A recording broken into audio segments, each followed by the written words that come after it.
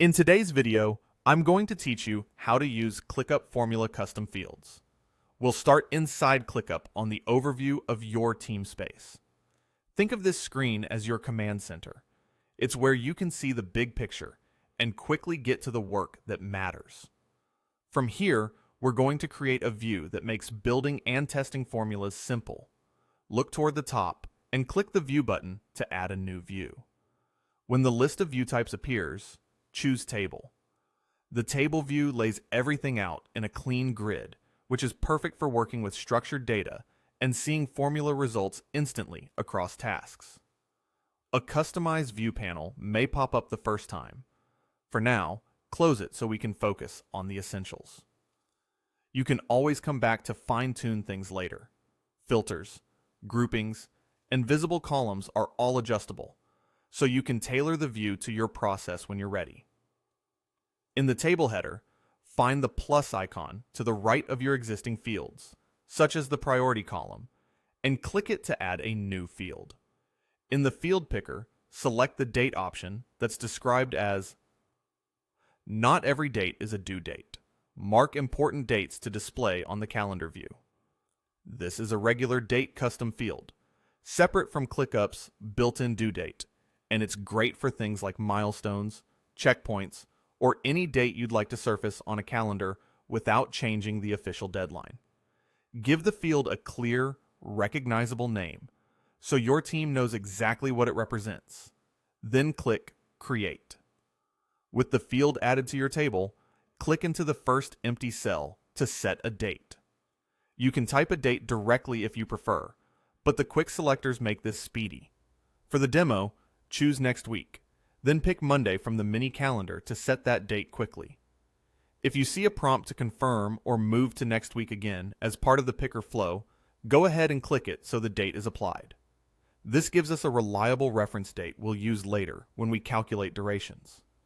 Next, update the task's due date. Click the due date cell and pick the date that works for your schedule. You might see a specific date suggested in the picker. Choose it to confirm the change. It's worth keeping in mind that the due date is ClickUp's native field and is used by views, automations, and reminders. Keeping it accurate ensures your timelines and notifications stay on track, while your new custom date can represent a separate milestone. Now let's add a start date. Click into the Start Date field, open the date picker, and set it to this weekend to lock in a clear beginning for the work. With both a start and a due date set, we have the ingredients we need for a simple and practical formula. Dates are all set. On to the fun part. Back in the table header, click the plus icon again to add another field. This time, choose Formula. Give your formula a descriptive name that explains exactly what it calculates, something like duration or days to complete works well, and click Create. You'll see a new formula column appear.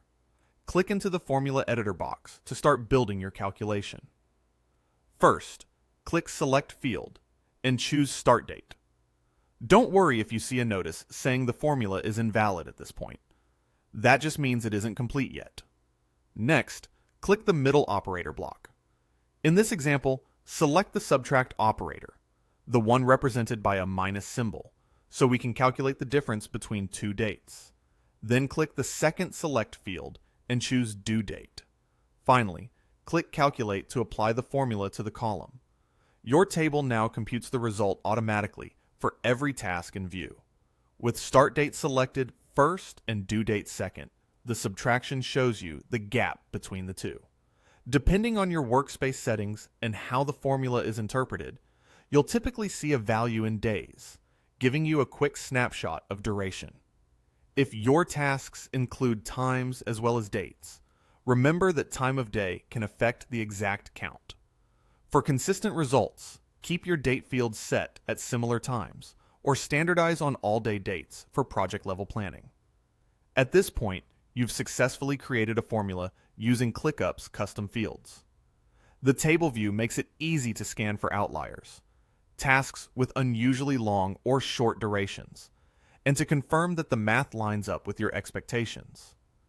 If you ever see an invalid formula message, it usually means one of three things. the formula isn't complete, an operator hasn't been selected, or a referenced field is missing from a task. Completing the operator, picking the correct fields, and ensuring both start and due dates exist on the task will clear it up quickly.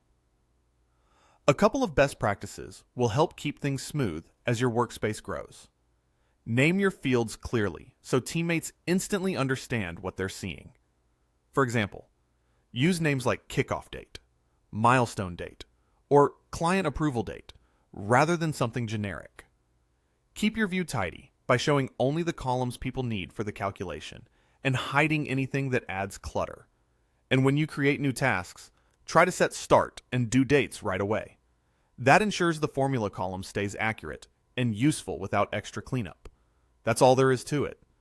You've added a date custom field for important milestones, updated your task's start and due dates, created a formula field, and built a simple subtraction to calculate duration right inside your table. This approach scales nicely and helps with everyday data processing needs, from estimating timelines to tracking progress across a portfolio of work. If you found this helpful, give the video a like and subscribe for more tutorials just like this. Thanks for watching, and I'll see you in the next one.